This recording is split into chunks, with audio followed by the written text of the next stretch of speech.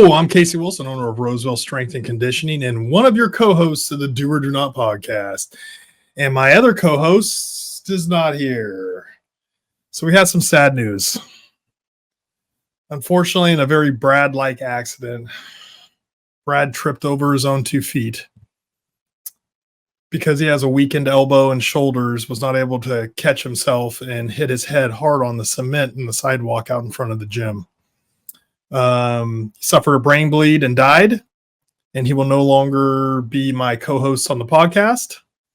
So if you have any condolences you want to send to Brad or his family or anybody in the Do Not podcast or me, send them to our X page on Do and Do Not podcast and let him know that you're thinking about him. I'm going to leave his chair right over here as a somber reminder that Brad is no longer with us. Thank you. Now, we're going to talk some fitness today. So, I get asked all the time, how can I lose weight? I train a lot of obese people. I train a lot of people that need to lose 20 or 30 pounds.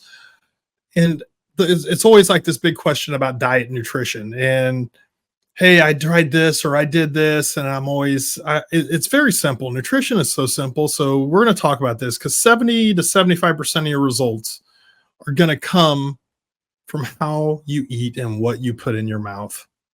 So when you're losing weight and you're losing fat, if you want to do those things, you got to create a caloric deficit. If you want to gain weight, like most Americans do, you have a caloric surplus.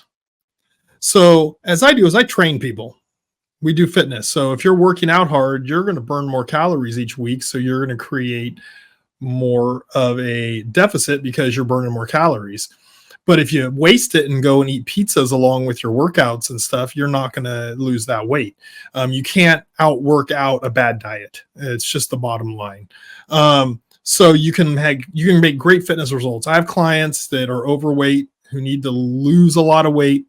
They're way fitter and stronger and healthier for training with me, but they really need to lose, 20, 30, 40, 50, whatever it is, pounds, and they would be so much better. And it's all diet. So we're going to discuss a little bit of nutrition today, and it's not going to be complicated and it's not going to be long because it's not a complicated subject. So there's so many of these crazy fads out there and these diet plans and, oh, you can do this and this will do this. If you eat this type of food, it'll do this. It's all hogwash for the most part. Doctors get into the shake diets and those things. And, we go, do the Mediterranean diet or do the carnivore diet or whatever it is. And it's like, they can all work because if they're creating a caloric deficit, you're going to lose weight. Are they healthy though? And there's where the question comes in. Creating a caloric deficit is not hard. I mean, you could eat 900 calories of Twinkies a day. And if you burn 2,000 calories, you're going to lose weight.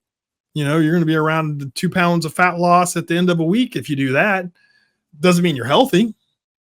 So the balance you got to find is I need to create a caloric deficit. I want to have a good ratio of macronutrients, carbohydrates, proteins, fats. Those are not complicated. Is there a bunch of subcategories of each one? Yes. Is eating white rice and eating sweet potatoes the same? No, there's better nutritional value in things. So, and that's why we're talking about the Twinkies and eating 900 calories of those. So nutritional value is very important also in this. So when I'm going over and I'm talking about diet, yes, losing weight is all about a caloric deficit. So let's say, for instance, I have someone who has a basal metabolic rate. Each day they're burning in their current daily activities about 2,200 calories. Great. And they want to lose 15 pounds. So I'm going to design a nutritional plan for them to lose 15 pounds. Now, can I have them eat 2,400 calories and lose that? No, not unless they're running a lot every day. They're burning a ton of calories. What I'm going to do is I'm going to create a meal plan that has a deficit. Now, do they have big goals? 15 pounds, you may think it's a lot, but it's not that much if you're really sticking to it religiously. So what I always try to do is I try with my clients, and this is not necessarily the best example of losing 15 pounds, but I try to create a caloric deficit of 7,000 calories a week. On average, 1 pound of body fat loss is about a 3,500 calorie deficit. And so at the end of the week, I would like to have my average client creating a 2 pound deficit each week. Now, with this being said, some people go, well, I lost 10 pounds the first week I dieted. Well, you lost a lot of water weight. I guarantee you did not create a 35,000 calorie deficit. If you remember back to the old Biggest Loser TV show, and these people would lose 30 pounds in a week, they didn't lose 30 pounds of actually weight off their body. They lost, most of it was water. Now, they went from doing nothing to doing a lot of working out, which is great. And then all of a sudden they started eating healthy. And the body just, all that sodium they normally ate with everything, with all those chips, candy bars, pizzas, hamburgers, all of a sudden they were losing a ton of water. So I'm not talking water weight. I'm talking creating a deficit and losing like fat off your body. So the workouts are going to go with creating that deficit. So with that 2,200 calorie, I'm probably going to put them at 17 or 1,800 calories. They don't need to have a rapid like weight loss. Like people go, oh, I ate 900 calories or I ate 700 calories.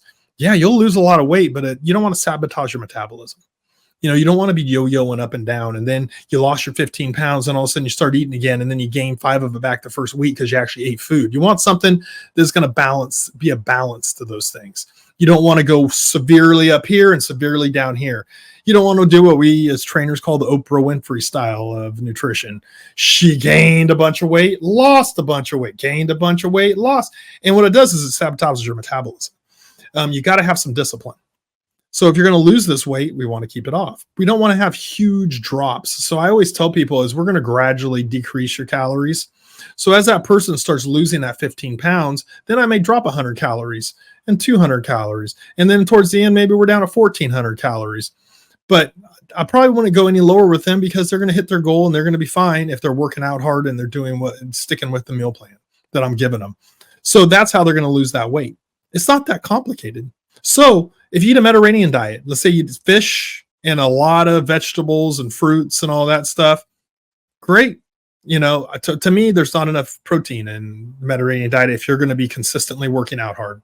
But so be it. But it all comes down to it's harder to eat a bunch of vegetables for that many calories to create a surplus. So that's how it works. It creates a deficit. Now, macronutrients, there's all different ratio profiles depending on what your goals are. A bodybuilder is going to need a whole lot more protein than somebody who's just losing weight, who just wants to get in shape and lose weight, needs to lose 100 pounds because they spent the last 10 years sabotaging their life and they're really unhealthy. And the doctor told them, if you don't change your habit, you're going to die within 5 years. They're very motivated. And so, but we don't need to have them eating such high levels of protein because we're trying to have them build up their cardiovascular fitness, actually slowly start doing weight training and body weight exercises with very light amounts of weight. We're not needing to repair their body as much as we need to condition their body. A bodybuilder is looking to put muscle size on. And so we're going to have to put a higher level of protein for them to recover from their workouts because they're going to be making bigger tears in their muscle fiber. Power lifters, these type of people are going to be challenging their body very hard and they're going to need a higher level of protein. Carbs is like the evil word in nutrition, but carbs are fine for you. That's your primary energy source. The problem is we eat way too many carbs and we eat a lot of processed carbs. When I make meal plans for people, I try to work it with their ability level to cook, their schedule, not fast food, not those type of things. So I try to really work that in with what their lifestyle is. If somebody can't cook, then we're going to have to be making some adjustments. So if they're going to eat out at restaurants and get fast food and those things, then we have to start looking for places that are somewhat healthy, that they can get food at that's healthy, not eating salads all day, but they're probably going to eat some salads, some pre-made salads. They're going to have chicken in those salads. They're going to have fish, whatever it is. They're going to maybe get a hamburger and not eat the bun or get drawing a blank, the lettuce buns, whatever the lettuce wraps, and those type of things where they're not getting so many carbohydrates. I'm not a big fan of bread. I do like sandwiches. So I do myself eat sandwiches, but I don't eat it excessively. I don't sit there and when I get done, I don't go, I'm going to go get another piece of bread and eat it. I just don't eat bread unless it's a sandwich. On rare occasions, if I do have like an Italian meal, I'll have like one piece of bread and stuff, but that's pretty rare. So complex carbs and processed carbs and simple sugars. So something that's coming in a box or a can, it's probably going to have a lot of preservatives, a lot of crap in it on the label to try to keep it good. And the quality of the meat and the carbs and those things are probably not going to be as good either. So they're trying to sell a mass amount of these things. So what you want to do is you want to be eating stuff that comes from the earth. So vegetables and fruits are great. Some complex carbohydrates are fine. I eat sweet potatoes. I eat regular potatoes. I eat rice. I just don't eat excessive amounts of it. It's all about portion size. So when you're doing an app like MyFitnessPal is one that a lot of my clients use because it's free and they can like put stuff in and then maybe they want to do more and they pay for, the special plans and stuff, whatever. But I always like tell them it's a great resource to go on and count calories. Does everybody have to count calories to lose weight? No. But all my clients who want to do nutrition planning have to do a little bit of calorie counting for a while so they understand how many calories things have, because a lot of people don't realize it. I have had clients in the past tell me, oh, I have a bowl of fruit every morning. And I'm like, great. I love fruit. Good nutritional value. You don't want to have too much of it. And they're like, well, what's too much? And I'm like, a big bowl, I go, and they're like, well, I eat a bowl that's like this. And I'm like, well, describe your bowl. And I was like, well, I have a couple bananas, an orange is usually chopped up in there. I chop up an apple. I throw some different berries, maybe cantaloupe. And I'm like, I really like to add pineapple. And I'm sitting there going, so how, and I start breaking down, and literally their bowl of fruit in the morning was 1,100 calories of fruit, and I was like, that's ridiculously way too much. So we started talking and it's like, that's not healthy. That's way too much sugar. It's fruit sugar, fructose, great, but it's still not healthy. So we had to make adjustments and stuff. But those are the reason why I'm asking those questions, is because I got to find out what's the weaknesses and the problems are with people so I can figure them out when I do meal plan for them. So just remember, meal planning is not complicated. When you see all these fad diets, they're all full of shit. They're all trying to get you to spend money on them. The bottom line is I'm a real believer in paleo. If it comes from the earth, if it comes from an animal, those are things that you should eat. Am I going to tell you vegetarian diets are great and really healthy for you? No. I don't tell you they're horrible. They can be done in a fairly healthy way. You got to supplement a lot with protein and you got to eat a lot of crappy food like with tofu and those.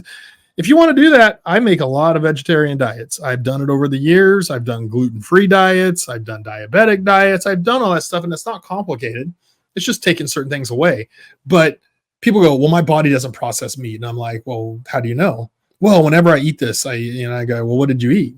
Well, if I eat a hamburger, my stomach gets upset. And I'm like, well, do you think it's a hamburger, or you think it's because it's from McDonald's and it's a piece of shit and low quality food and putting a bunch of other shit in your body? If you're cooking actually lean meats and you're preparing them properly, there are people that have some food issues and their bodies, and there is a certain thing about certain places in the world, process food differently than other places. But in general, you have to have a well-balanced diet. I'm a proponent of meat. I like meat. I also am not a proponent of always like doing a carnivore diet. Like all I do is eat meat. It's good. And you can eat a high level of meat. And when you cut back all those sugars out of your body, even from vegetables and fruits, and you have a very low amount in there that you're getting maybe for some, roots, or, maybe you eat a little bit of broccoli, or you eat a little bit of fruit and stuff here and there, but you eat mostly meat, you're going to lose a lot of weight because you're going to create a big caloric deficit. A lot of people hate it because they go, oh, it's too fatty. That's too much fat. Well, fat's not always bad for you either. There's good fats, there's bad fats. And how much fat are you actually eating? I will tell you the thing that is the most damaging to your body is sugar. So sugar is bottom line the worst thing for your body. And trust me, I love sugar. I grew up with a mom who made amazing food and candy, eventually started her own fudge making business. I love sugar. I can eat chicken and broccoli every night for dinner, but then I want some sweets afterwards. Everybody has their little vices. Like I don't drink and smoke. I'll have a drink every once in a while, but I've never smoked in my entire life. I've never done drugs. So, we all have our vices. Mine is sweets. I love sugary stuff. But when I'm trying to be lean and in general on an average basis, I don't eat as much sweets as I would like to.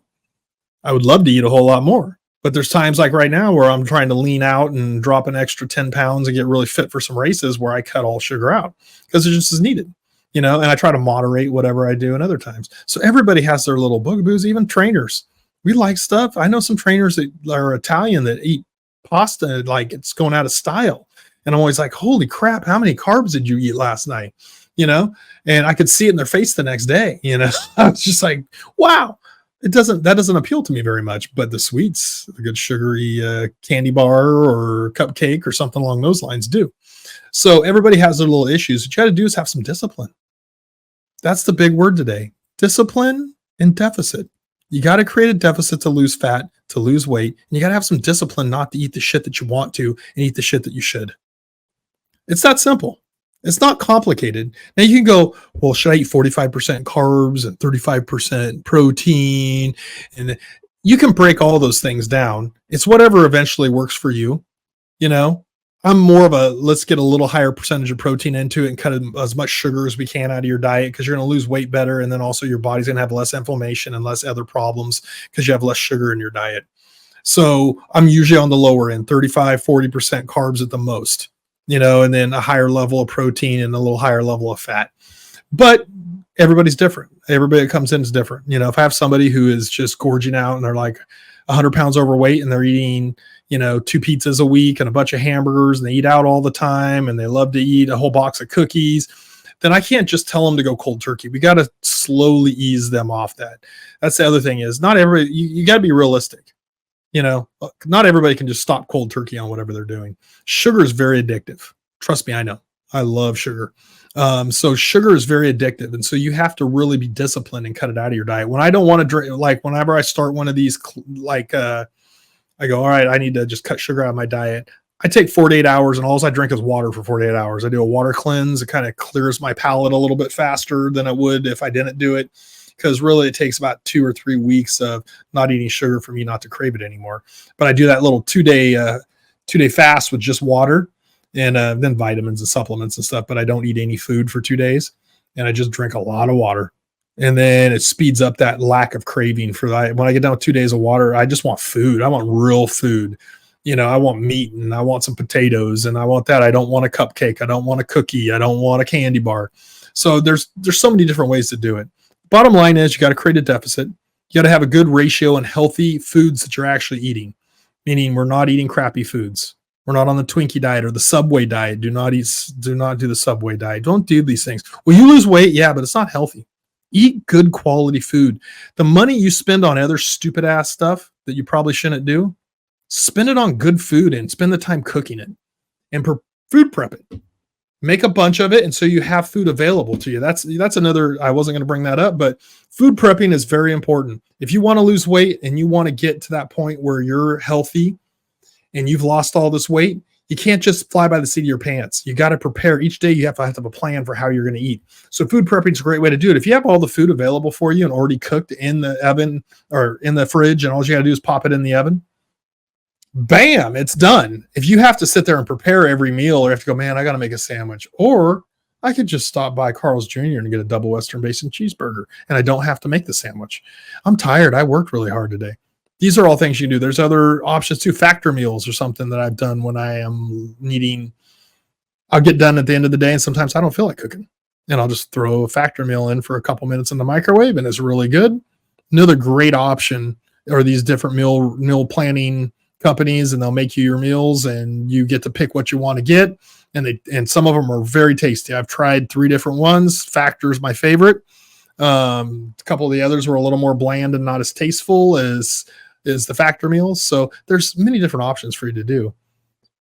You got to find out how many calories you burn each day, what your basal metabolic rate is. So you can actually pull up apps on, your phone that'll tell you what your basal metabolic rate. They'll go by your height, your weight, those type of things, and they'll give you a basic general idea. Will it be 100% accurate? No, but it'll give you an idea of where you're at. And once you get that, and after your activity level, and you got to be honest, and then it'll give you an idea of where you're at. And then you got to drop your calories. If your basal metabolic rate is 2,800 calories, I would highly recommend eating 1,800 to 2,000 calories a day. Get strict with it. I'm not going to break down exactly every little detail because it's not that complicated, and I don't want to go too long with this. But I'm a big believer in more of a metabolic diet. So paleo and metabolic, meaning you're eating more frequently throughout the day. There's a lot of people do intermittent fasting, all that. It's different ways to skin a cat, you know? So, but I believe in eating more regularly because then your body becomes programmed to know it's going to get more nutrition and it won't store adipose tissue.